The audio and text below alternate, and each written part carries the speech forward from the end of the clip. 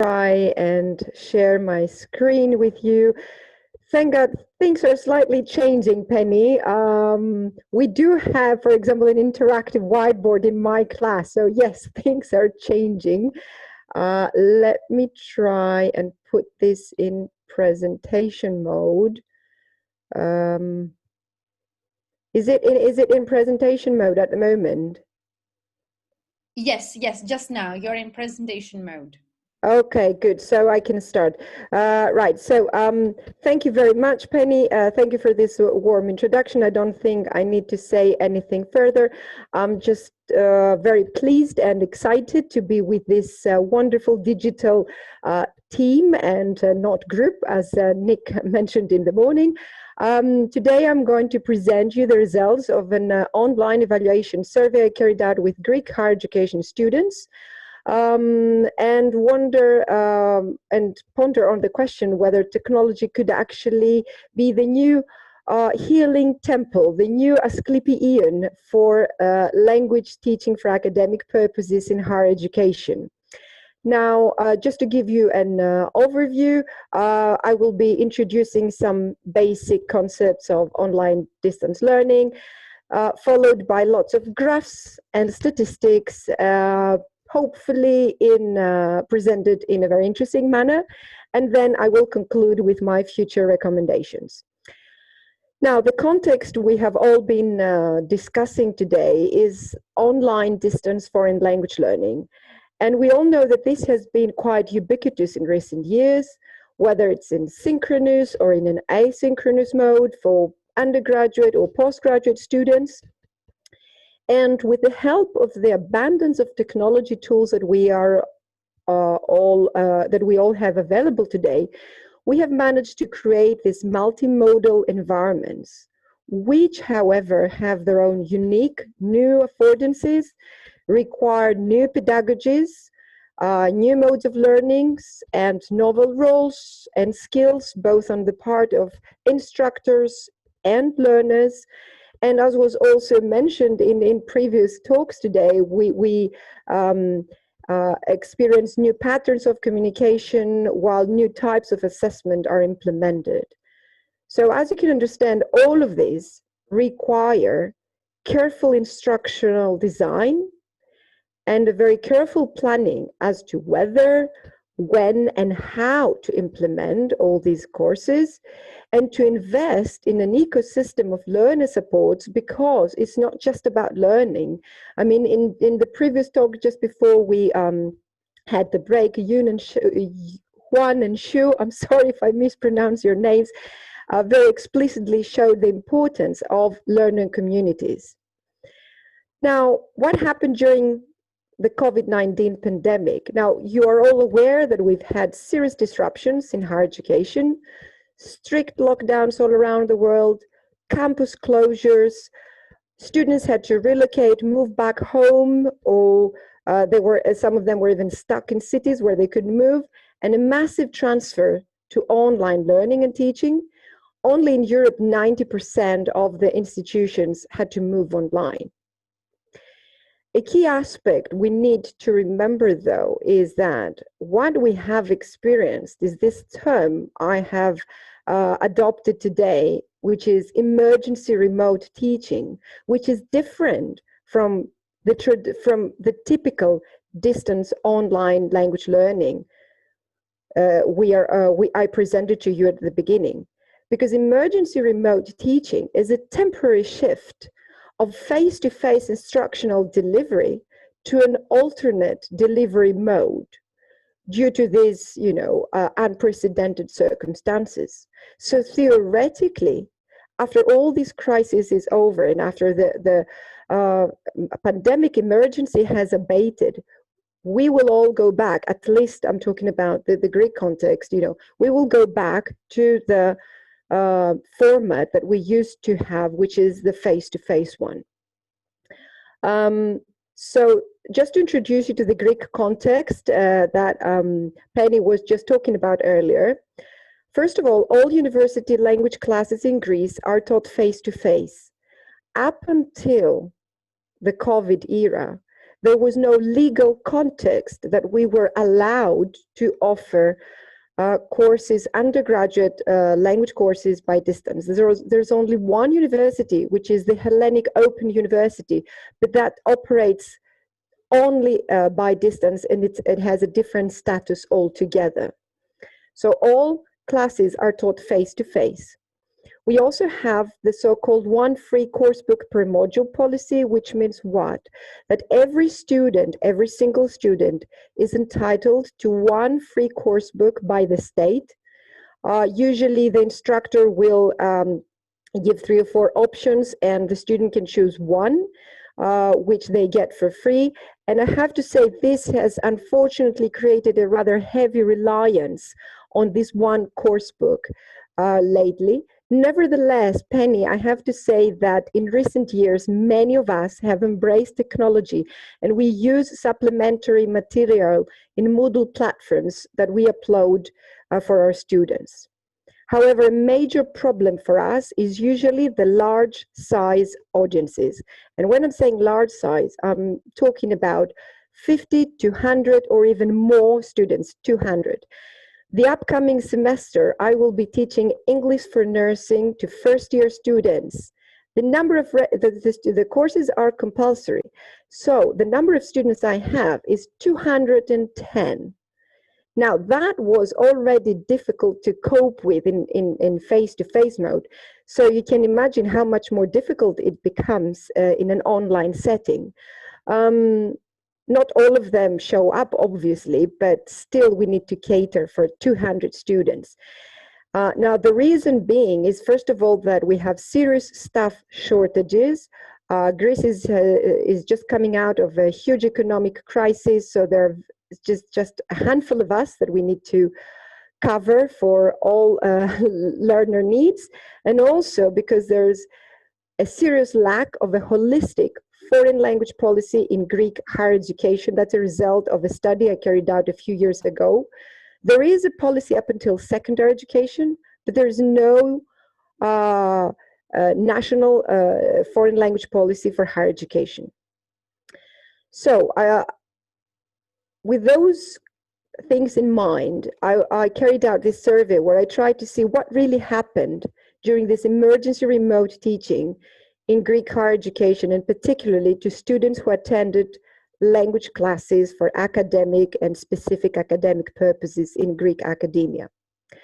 Now, the study was carried out from 15th of May until 6th of June.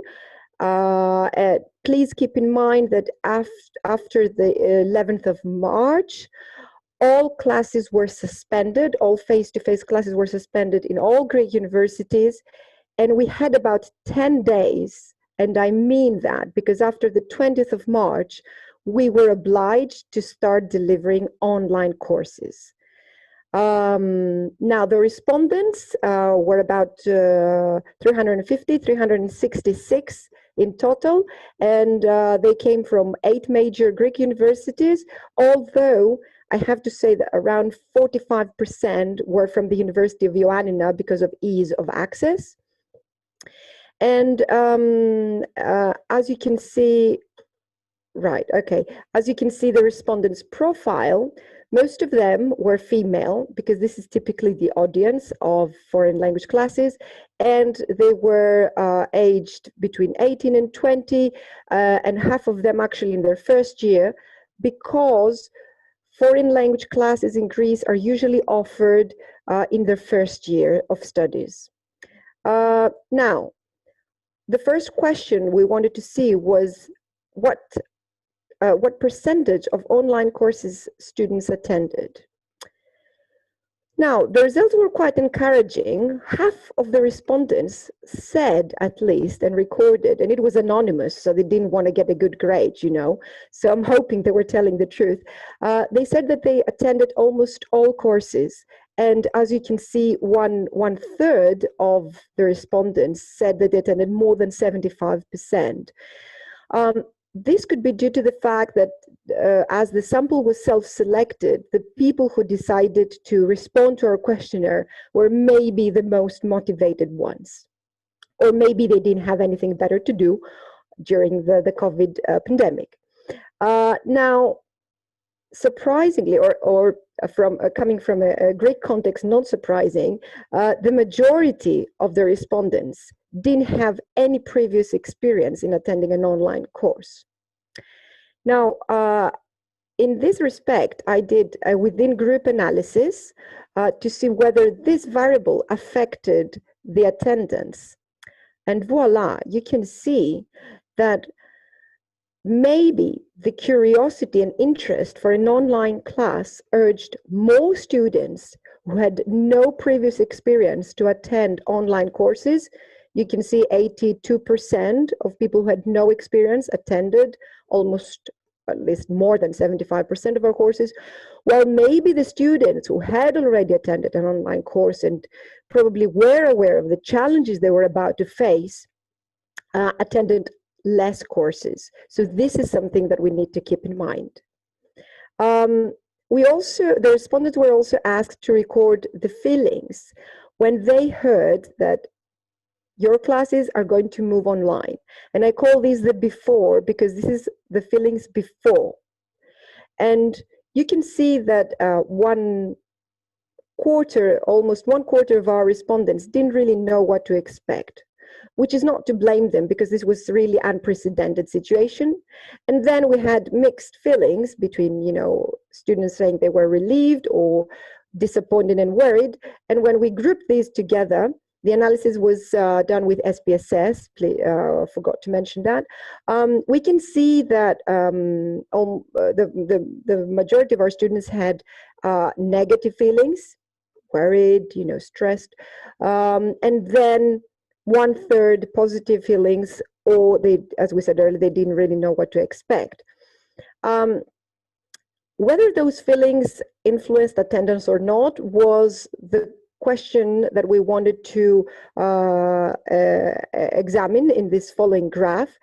And even though the differences are not great, still I think there are moderate differences, and you can see a pattern that the more positive feelings students had about moving to an online delivery mode, the more classes they attended.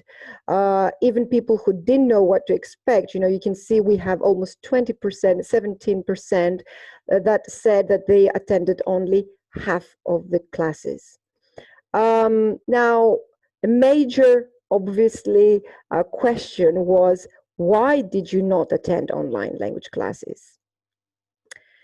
I don't think that the results will surprise us because you can see that it was too tiring for 1/3 of our respondents to sit in front of the screen. And I think again here we can understand because students had to attend not only language classes, they also had to attend physics, biology, mathematics, 8 hours of classes in a row sitting in front of the screen. And if you also take into consideration that 1/4 of the students mentioned that the classes are not so interactive or interesting, then this is quite a big number, which shows that most probably the classes were not so interesting as they would have liked to be. Now, this is not something new though, because in the literature, Hampel mentions that particularly in synchronous settings, teachers usually get into control against what Juan and Shu mentioned earlier, and they adopt more teaching-centered approaches. And obviously, this problem was magnified during remote teaching when teachers all of a sudden, had to take into control the situation and try to guide students into this new delivery mode. The findings are also corroborated by Kalogiru, who also found that the students recorded the online synchronous classes as being less engaging and less interesting. We also asked students to evaluate this online language experience after, so that is after they had completed their classes. And in this case, the results were a bit more encouraging. You can see they ranged from interesting and exciting to tiring, boring, and time-consuming. And again, when grouping together, we can see that after completing their online classes, the evaluation was quite positive. And again, in this case, we wanted to see whether these feelings affected the attendance. And again, we can see the same pattern, moderate changes, not significant, but certainly moderate changes. The more positive the course was evaluated, the greater the attendance, the higher the attendance of the courses. Also, you're all aware that we, the instructors, like magicians, we were asked within just a few days to adapt the previous material. And as I said, keep in mind that many of our colleagues rely on this one course book.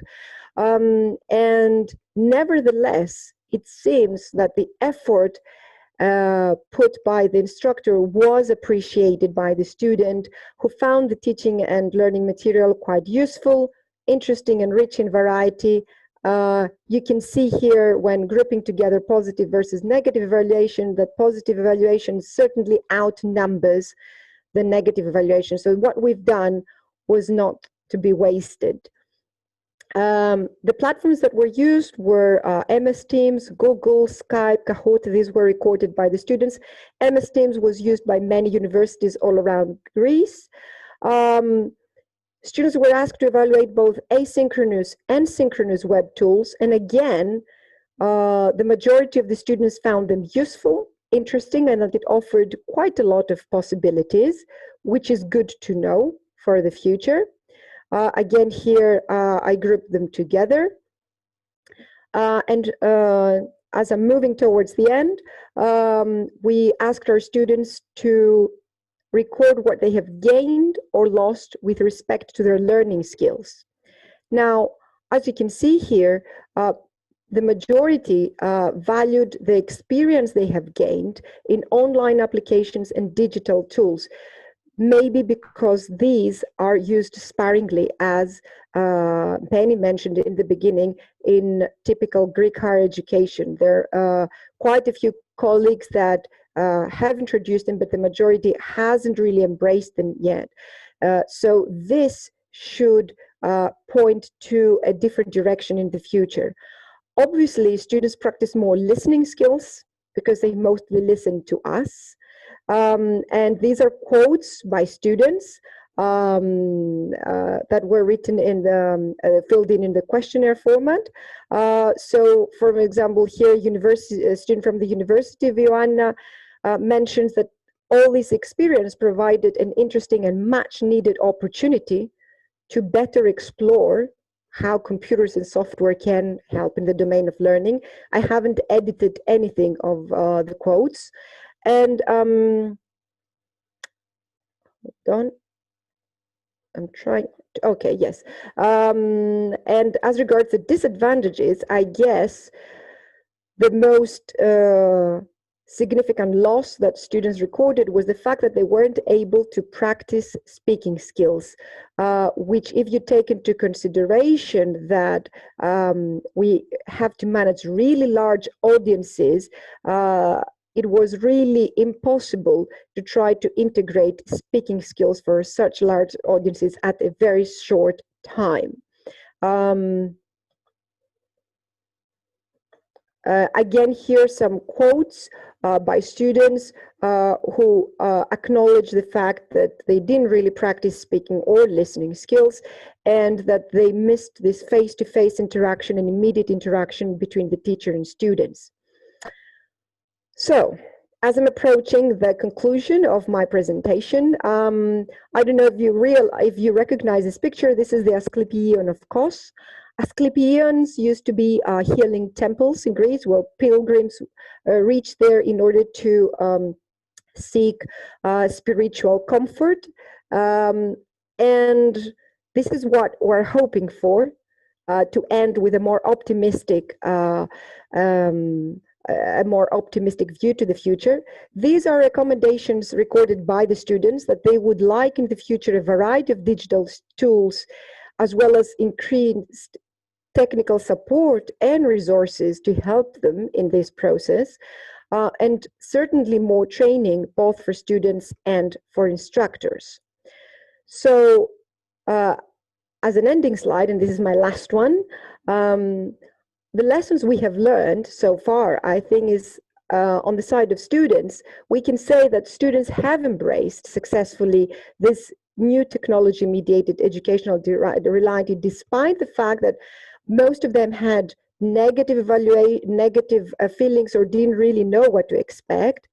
They valued the gains in digital applications, and this is something that we need to encourage and foster in the future, while obviously they were dissatisfied with the fact that they lacked interaction and engagement and practice of speaking skills.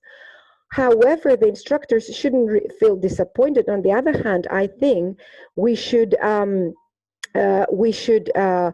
be pleased with ourselves because what we managed to do at a very short period of time seems to have been quite effective, and it should become part of our skill set and professional development in the future. We shouldn't forget what we have learned from all this experience so far, and we should try to integrate it into our future for face-to-face lessons. For example, try to integrate blended learning, interactive digital tools, and I would certainly opt for more asynchronous mode, because considering the current situation, the synchronous mode will be only for this temporary basis as far as we know. So all in all, we would all try to integrate educational training, I guess, both for students and for instructors, if we wanted to effectively embrace technology-enhanced language learning. Thank you very much. And I'm hoping I'm within the time limits. Of course you are. We have a couple of very interesting questions. Tom is asking, how many of your colleagues had received training to teach online before March the 20th, and how many have had online training since then? Right. Well, that is a very interesting question. I don't have solid data to answer, so it's only informal data and discussion among colleagues around universities that I would base my answer on. So I would say before March, very, very few. First of all, it's not a prerequisite. It's not something that is a prerequisite in order to teach. We are obliged to upload notes on a Moodle platform or links and things like that. But this is a very simplistic level, because if it is not integrated within a whole pedagogy of using digital tools in an effective manner, it doesn't really mean anything if you just upload a PDF document on a Moodle platform. So before that, I would say very, very few, and only voluntarily. And then after, again, I've spoken to a lot of my colleagues who said that they tried to attend many of these free online webinars and seminars that were offered, but I wouldn't really like to risk saying any numbers without really knowing. Okay. Mm-hmm. Here's another interesting question. Have you been able to break the large groups into smaller seminar tutorial groups to make the learning more engaging and trying to meet individual needs? Well, not really, and that is because that would mean that you would have to double your teaching hours. Plus, if you wanted to break a group into two, then you would have to find another time slot for the second or third group that you would have to improvise, and that is very difficult with the very tight schedule that the university holds. Plus, we were all at a distance, so it would be very, very difficult to try to reorganize everything within 10 days. So unfortunately, I kept teaching. For example, my medical English course amounts to 180 students. So during the COVID, I can't say, that 180 students attended, but it was usually 100 and 110 students that attended per class. So they're asking variety of tools. How many tools do you normally use on a course? So what kind of applications are we using in Greece? Right. It depends. For example, I will talk from my personal experience. I use Padlet, I use infographics. I also integrated Kahoot in recent years, and Kahoot is also something I used in my distance courses. And I have to say that it was very, very successful because it was a glimpse of interaction with the students. On top of my head, this is what I'm using so far. Okay, that's very, very interesting to see that at Mhm. least they engaged in online learning. And I'm sure we all know young people, especially university students, all of them have smartphones and they are very, very engaged, in social media. So one can imagine that it's not difficult for them to, attend online classes. But I think Mhm. it's the compulsory version that really, intimidates them. It makes them more reluctant and disengaged. Exactly. And imagine how many mixed levels you have within such a large group of students. I mean, sometimes we carry out placement tests just to see their level, not to break them into different groups, and sometimes we have from B1 to C2, and all these students need to be in the same group, attending an ESP or EAP course, which makes it even more demanding, to cater for all these individual needs. Thank you very much. Thank you very much. That was very, very interesting.